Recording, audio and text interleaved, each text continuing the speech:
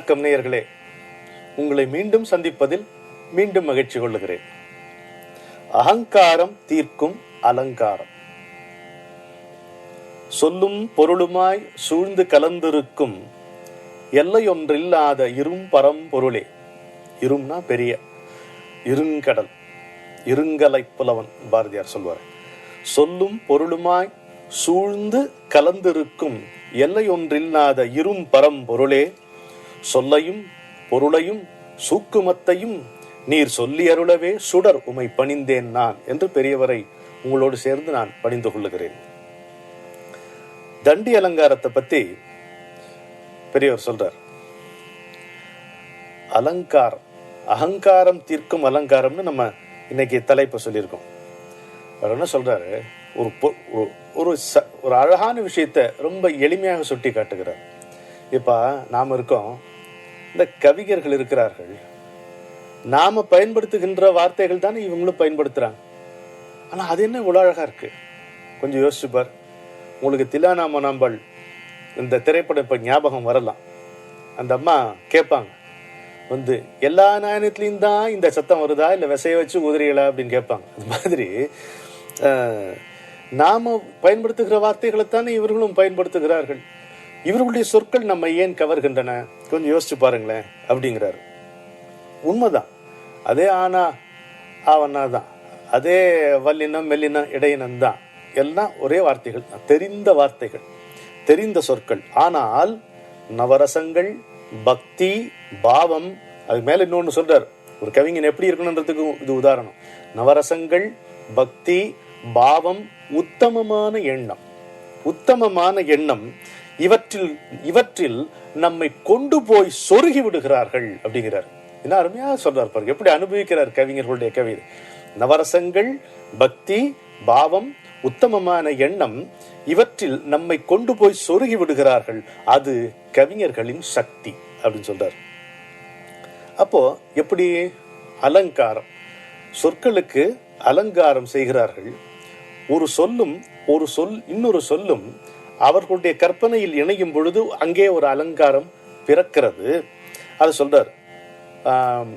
சுமாரான பெண்ணுக்கு கூட அலங்காரம் செய்தால் அழகு கூடுகிறது.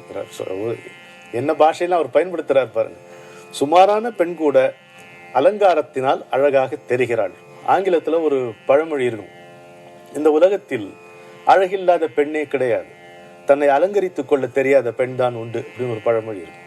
எனவே சுமாரான பெண் கூட அலங்காரத்தினால் அழகாக தெரிவது போல் இந்த கவிஞர்கள் உப்புச்சப்பில்லாத வார்த்தைகளை கூட, உப்புச்சப்பில்லாத கருத்துக்களை கூட அழகாக சொல்லுகிறார்கள், செய்து விடுகிறார்கள் அப்படிங்கிறார். இந்த அலங்காரம் தான் தமிழ அணி, அலங்கார சாஸ்திரம் தான் அணி அப்படிங்கிறோம். உவமை அணி, ஸ்லேடை அணி, இல்பொருள் உவமை அணி, உயர்வு நவிர்ச்சி அணி. அப்புறம் சொல்ற இன்னொரு குறிப்புன்னு சொல்றார் பெரியவர். 1200 ஆண்டுகளுக்கு முன்னால காஞ்சிபுரத்துல ஒருத்தர் காவியா தர்சனம் எழுதினார். அப்புறம் 800 ஆண்டுகளுக்கு முன்னால் இன்னொரு தமிழ்நாட்டிலிருந்து இன்னொருத்தர் வந்துதான் அதை தழுவி தண்டி அலங்காரம் என்கின்ற நூலை இயற்றினார் என்கின்ற தகவலையும் நமக்கு பெரியவர் தெரிவிக்கிறார். இல்ல அவர் என்ன சொல்றாரு, அலங்காரம் அகங்காரம் எப்படி நீங்க தொடர்பு படுத்துவீங்க? தன்னை முன்னிறுத்தி கொண்டால் அது அகங்காரம், ஒரு கருத்தை முன்னிறுத்தி வைத்தால் அது அலங்காரம் இல்லையா? தன்னை முன்னிறுத்தி வைத்தால் அது அகங்காரம், ஒரு கருத்தை அதனுடைய அழகுக்காக அதனுடைய தரத்தை கருதி முன்வைத்தால் அது அலங்காரம் இல்லையா? நாம் ஒரு நன்மை பெற வேண்டி நைச்சியமாக பேசுவது என்பது அகங்காரம். மற்றவர்களுடைய நன்மையை கருதி ஒரு பொருளை அணி சேர்த்து அழகு செய்து தருவது அலங்காரம். சரியா? நல்லா தானே இருக்கு. நமக்கு ஒரு பயன் வேண்டும் என்பதற்காய் ஒருவரை முகஸ்துதி செய்வது, ஓஹோ என்று புகழ்வது, அவனுக்கே கேட்கிறவனுக்கே தேவையான அளவுக்கு புகழுது, அது அகங்காரமே, அது அகங்காரமே. ஆனா 2 பேர் மத்தியிலே நல்லிணக்கம் வர வேண்டும், ஒற்றுமை வர வேண்டும் என்பதற்காய் அவரை பற்றி முயற்சி சொல்லி இவரை பற்றி முயற்சி சொல்லி ஒரு அண்ணனையும் தம்பி இணைக்கிறோம் பாருங்க, அப்படி வருகின்ற சொற்கள் அது அலங்காரம். இதுதான் அகங்காரம் தீர்க்கின்ற அலங்காரம் என்பதை நம்ம புரிந்து கொள்ளலாம். இன்னொன்று சொல்றார், அரியும் சிவனும் ஒண்ணு. இந்த காளிதாசனுடைய எல்லாருக்கும் தெரிந்த அந்த ஸ்லோகம், வாகார்த்தாவிவ சம்பிருக்தௌ வாகர்த்த பிரதிபத்தயே ஜகதः பிதரௌ வந்தே பார்வதி பரமேஸ்வரௌ வந்தே பார்வதி பரமேஸ்வரௌ. பார்வதி பரமேஸ்வரன் சொல்லும் பொருளுமாய் சேர்ந்திருக்கும் பார்வதி பரமேஸ்வரனை குறித்து காளிதாசன் இறைஞ்சி பாடுகின்ற ஸ்லோகம் இது. அது இப்படி பார்வதி பரமேஸ்வரவ் என்று போடும் பொழுது அங்கே சிவனும் விஷ்ணுவும் என்று சேர்ந்து வருகிறது. பெரியவர் என்ன சொல்கிறார்?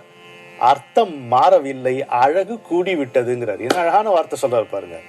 இப்படி பார்வதி பரமேஸ்வரோ என்று சொல்லும் பொழுது உமையும் சிவனும் சொல்லும் பொருளும் போல் உமையும் சிவனும் சேர்ந்திருக்கிறார்கள். அவர்களை காளிதாசன் தொழுது வேண்டிக் கொள்வதாக அந்த ஸ்லோகம் அமைந்திருக்கிறது. ஆனால் பார்வதி பரமேஸ்வரோ அப்படின்னு சொல்லும் பொழுது சிவனும் விஷ்ணுவும் சேர்ந்திருப்பதாக அதனுடைய பொருள் மாறுகிறது. அதை எப்படி சொல்றாரு? அந்த பொருள் மாற்றத்தை, அர்த்தம் மாறவில்லை, அழகு கூடிவிட்டதுங்கிறார். இதுதான் கவிஞர்கள் செய்யக்கூடிய ஜாலம். நம்ம பணத்தட்டு யாருக்குன்னு கேட்டா பணத்தட்டு புலவருக்கேன்னு சொன்னார்ல, தட்டுப்பாடுங்கிற அந்த பொருளில் அதை எடுத்துக்கொள்ளும் பொழுது தட்டுப்பாடு என்கின்ற பொருளில் எடுத்துக்கொண்டு அரசன் அப்படி பதில் சொன்னதாக நாம எவ்வளவு வரலாறு கேட்கும். இக்கலிங்கம் போனாலின் ஏகலிங்கமா மதுரை சொக்கலிங்கம் உண்டே துணைன்னு இரட்டை புலவர்கள் எவ்வளோ இருக்கு. அது மாதிரி அந்த அழகுக்கு எல்லையே கிடையாது.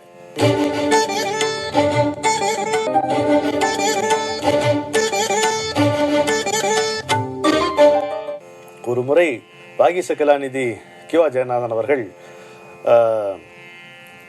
ஒரு சபையில் இருக்கும் பொழுது அங்கு அறிஞர்கள் ஒருத்தர் தூற்றிக் கொண்டார்களாம். நாகரிகமானவர்ல அவர் அங்கேருந்து வெளியில வந்தா மழை பெய்யுது, உள்ளேயும் தூற்றல் வெளியேயும் தூற்றலான்ட்டார். இது மாதிரி இதெல்லாம் அழகு, நம்ம சொல்லி சொல்லி நம்ம ரசிக்கக்கூடிய அழகா இருக்கு.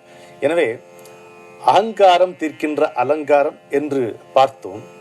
அரியும் சிவனும் ஒண்ணு, அறியாதவன் வாயிலே மண்ணு. அதுக்கு அழகான பொருள் ரகரத்துக்கு பதிலா இடைநிரகரத்தை போட்டு சொல்லுகிறார். சொல்லும் பொருளுமாய் இணைந்திருப்பதுதான் சிவசக்தி ஸ்வரூபம். சொல்லும் பொருளுமாய் இணைந்திருப்பதுதான் சிவனும் விஷ்ணுவும், நாராயணனும் நாராயணியும், ஜீவாத்மாவும் பரமாத்மாவும் அப்படி இருக்க வேண்டும் என்பதை நமக்கு அவர் சுட்டி காட்டுகிறார். இன்றைக்கு நாம் பார்க்கக்கூடிய மகா வாக்கியம், பெரியவருடைய மகா வாக்கியம், அதுவே ஒரு கவிதை வரி போல் அமைந்திருக்கிறது. சொல்லட்டுமா?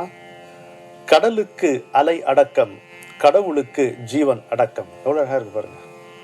கடலுக்கு அலை அடக்கம், கடவுளுக்கு ஜீவன் அடக்கம் அப்படிங்கிறார். எப்படி இது? என்ன அழகா இருக்கு. கடல் இருக்கு, பரந்த கடல், ஓசை பெற்று உயர் பார்க்கடல் அப்படிமானே கம்பன். ஓயாமல் நீல பெருங்கடல் எந்நேரமுமே தான் இசைக்கும், ஓலத்திடையே உதிக்கும் இசையினும் பாரதி கொண்டாடுவானே அந்த கடல். 1000 பாத சரங்கள் கிளிங்கி என்று மலையாள கவிஞர் எழுதுவானே அந்த கடல். அந்த கடல்ல என்ன பார்க்கிறோம்?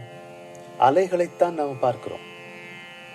என்னுடைய நண்பர் வீரராகவன் சொல்வார், அலைகள் எழுந்து விழுவதிலும் விதைகள் விழுந்து எழுவதிலும் ஒரு நல்ல சொற்சித்திரம் கொடுப்பார், கான்ட்ராஸ்ட் கொடுப்பார். அலைகள் எழுந்து எழுந்து விழுகின்றன. எங்கே விழுகின்றன? எங்கிருந்து வருகின்றன? அலைகள் கடலிலிருந்தே எழுகின்றன, கடலில்தான் அவை விழுகின்றன. அலை என்பது கடலா என்ற கேள்விக்கு நீங்கள் ஆம் என்று பதில் சொல்வீர்களா, இல்லை என்று பதில் சொல்வீர்களா? ஆம் தான் சரியான பதில். இல்லை போல் தோன்றுகிறதே தவிர ஆம் என்பதுதான் சரியான பதில்.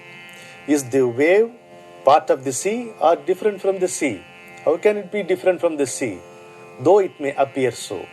ஆழத்தில் கடல் பரிபூரண அமைதி, மேற்பரப்பில் ஓயாத சலனம். இதுதான். ஆனா இந்த அலை எல்லாமே எங்க, எதில் அடங்கும்? கடலில் தான் அடங்கும். கடலை சேர்ந்தவைதான் அலைகள், கடலிலிருந்து கிளம்புகின்றனவைதான் அலைகள், கடலிலே தோன்றி கடலிலே விழுவனவைதான் அலைகள். சரியா? இப்ப கடவுளுக்கு வாங்க. கடவுள், இந்த கடலே இவ்வளவு பெருசுனா கடவுள் எவ்வளவு பெருசு கொஞ்சம் யோசிச்சு பாருங்க. சக்தி பொய்கையிலே ஞாயிறு ஒரு குமிழியாம் பாரதி. பராசக்திங்கிற தடாகத்தில் குளத்துல இந்த சூரியன்கிறது ஒரு சின்ன குமிழிக்கு சமானம் அப்படின்பா. அப்பேற்பட்ட கடவுளில் இந்த ஜீவன் அடக்கமா இல்லையா? நாம் கடவுளை விட தனிப்பட்டு இருக்க முடியுமா சொல்லுங்க? இன்னொரு நிகழ்ச்சியில நம்ம பார்க்க போகிற இந்த கருத்தினுடைய விரிவை, கடவுளில் தோன்றி கடவுளில் நாம கலக்கிறோம். அது அறியாத போது நம்ம என்ன நினைக்கிறோம்?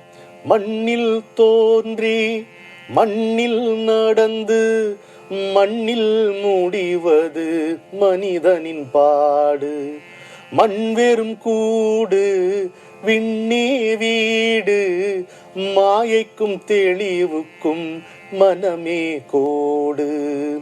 வண்ணம் களைந்த வானம் போலே எண்ணம் நீங்கி உண்மை உணர்ந்தால் எதுவரை ஜனனம் எவர்க்கிந்த மரணம்.